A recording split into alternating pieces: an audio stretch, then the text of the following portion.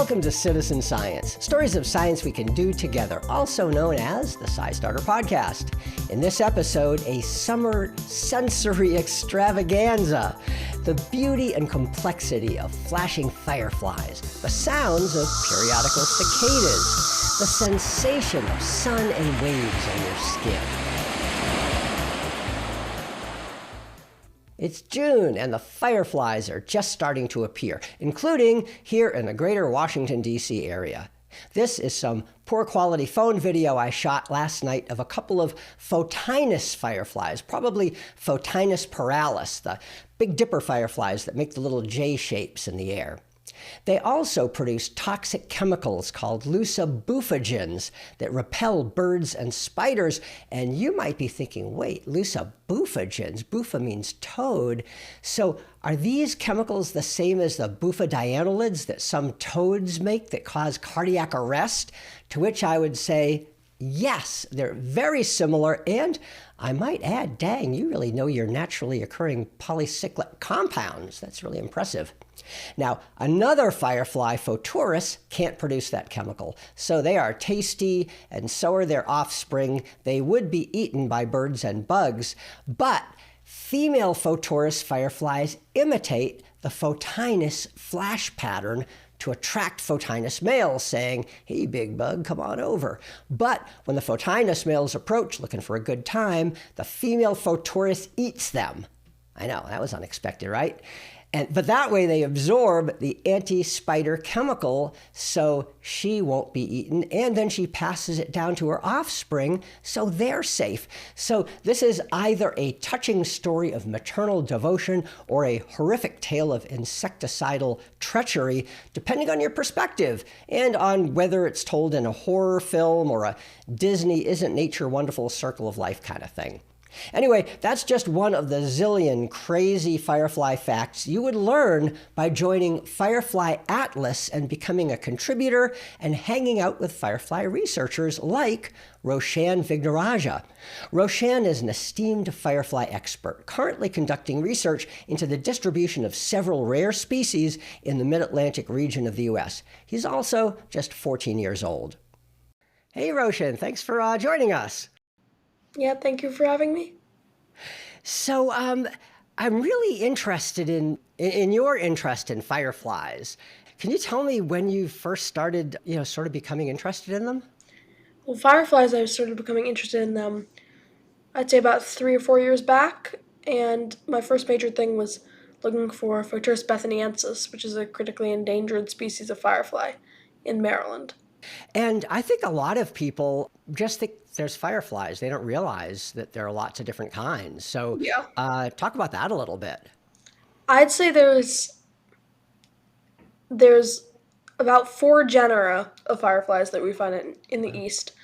Photurus, Photinus, Pyractomina, and Phausis.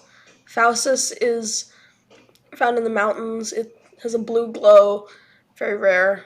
Pyractomina is found pretty much everywhere with an orange glow.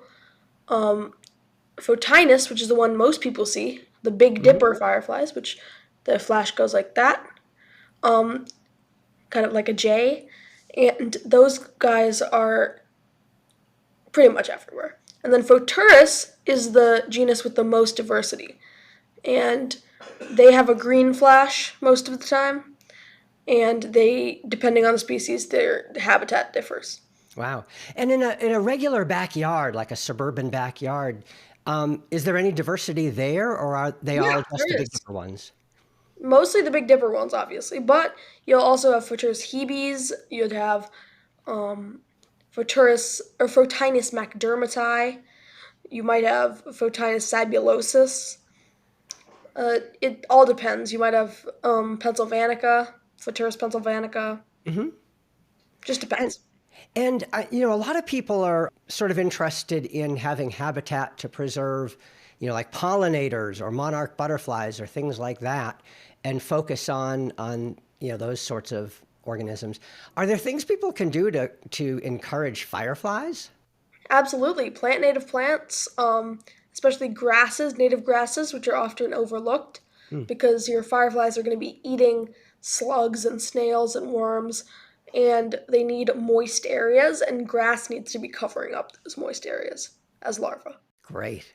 Well, that's good. Anything else you want to add? Well, there's really aren't that many people looking for fireflies, so I do encourage people to go out looking for them and submit their data to either Firefly Watch or also the Xerxes one. I think it's called Firefly Atlas Oh, okay. and iNaturalist. Okay. All right. Great. All right. Well, thanks a lot, Roshan. Thank you. Now, while fireflies communicate through light, many other summer creatures rely on sound, few more so than the ear-splittingly loud periodical cicadas. There are 7 species, they're all in the genus Magicicada, and they're found only in eastern North America. They live as larvae underground for either 13 or 17 years, which are prime numbers, and then they emerge in large regional, really noisy broods.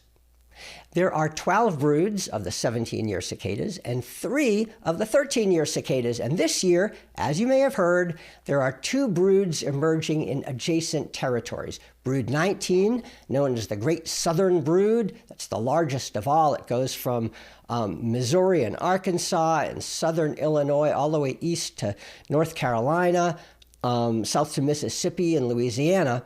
And then there's brood 13, which is kind of concentrated just in eastern Iowa, northern Illinois, and southern Michigan. Now, it's really rare for 2 broods to emerge in adjacent territories at the same time. In fact, these 2 co-emerged most recently when Thomas Jefferson was U.S. president 221 years ago.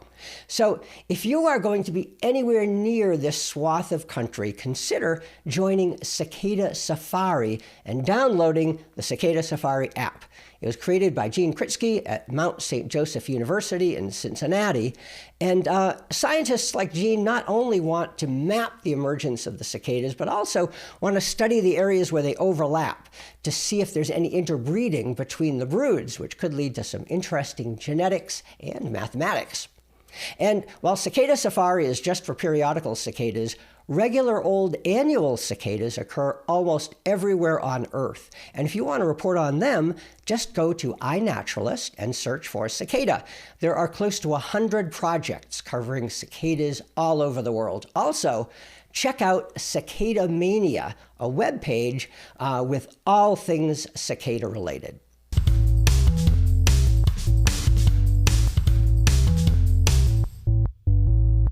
But now, let's leave the world of bug sights and sounds for the enveloping sensation of the ocean. Surfers are literally immersed in their elements. The salty ocean, the crisp breezes of the seashore, and they have their own way of communing with nature and also with citizen science that's important to them. At SciStarter, there are 2 large citizen science projects created by surfers, but open to anyone who loves coastal environments and wants to protect them. One is Surfrider, an organization created 40 years ago by surfers in Malibu trying to protect a local surfing spot. Over time, they grew into a national organization with chapters in surfing hubs all over the U.S. In citizen science circles, they might be best known for their Blue Water Task Force, which empowers non-scientists to conduct water quality testing through 50 chapter-based labs. The work dovetails with that of local government agencies to quickly detect and remediate contamination of beaches. If you want to get involved, visit SciStarter and search Surfrider to find your nearest chapter. Another surfer-led program is Save the Waves. Surfer and oceanographer Diego Sancho Gallegos is Conservation Program Manager for Save the Waves. It's an international nonprofit dedicated to protecting what he terms surf ecosystems. So a surf ecosystem, obviously there's the wave, but it's also the plants and animals that surround that wave and the human communities that rely on that wave for their livelihoods, well-being, and cultural significance. So it's kind of like an interdisciplinary approach that we're taking to conservation, using surfing as the vehicle for conservation. The key to the program is public involvement, not just surfers, but anyone who cares about coastal environments. The main way that people can engage, like the easiest way to engage with Save the Waves is through the Save the Waves app. So it's available for Android and iOS. It's in 4 languages, English, Spanish, Portuguese, and French. And it works anywhere in the world. So it's a tool that allows individuals to make reports around coastal threats that they find in their beaches, coastlines, communities. So the idea is that we connect all the threats, or as many of the threats as we can, with our local partners on the ground that are actively working to solve these issues. So it's a tool for people like you and me to get involved and help support these different projects and programs to do coastal conservation in their local community. The app gives you 6 different types of threat to choose from, plus a 7th general category that you can just fill in. So you take a photo of the issue, you write a short description and submit it, and the app automatically geotags the report. And that goes into our database, which is also publicly available for anyone who would like to look at it. You can see the map on our website, savethewaves.org/app. Or you can also, do a data request through our website, and then process the data, map it out, whatever. If people have interest in exploring the data more in depth. He says they're currently creating a fellowship program to support people in locations where threats have been identified so that they can follow up. The support might include training on advocacy, fundraising, or science-based remediation. Whatever can help them work locally to address the situation. Check out Save the Waves at SciStarter to learn more.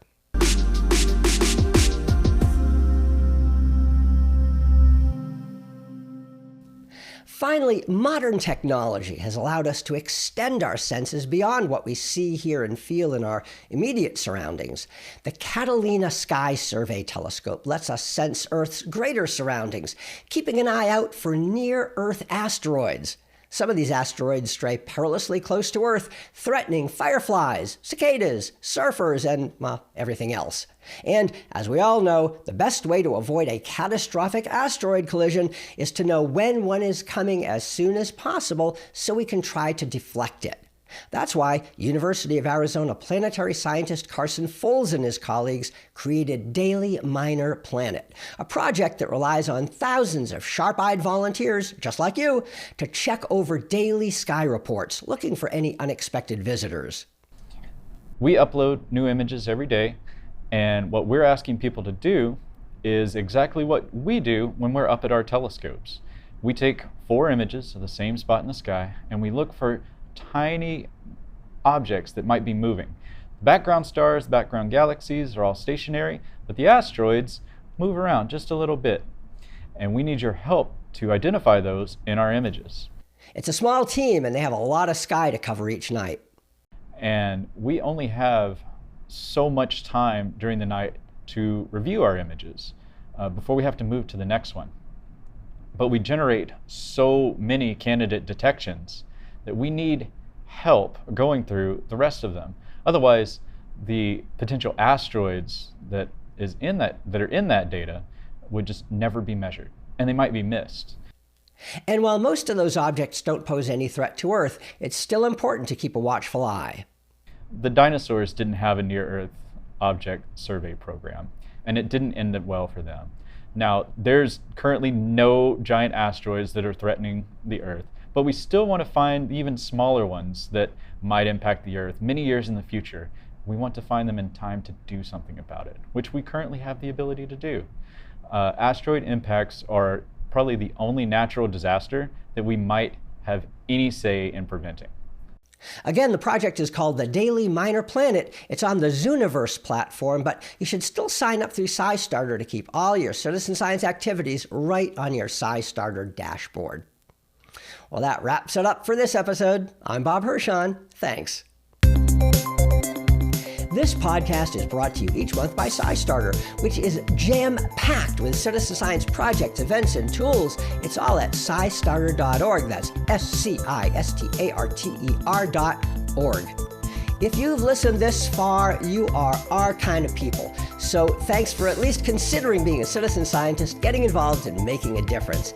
And if you have any ideas you want to share with us, any things you want to hear on this podcast, get in touch with us, please, at info@SciStarter.org. We would love to hear from you. Thanks again, and I'll see you next time.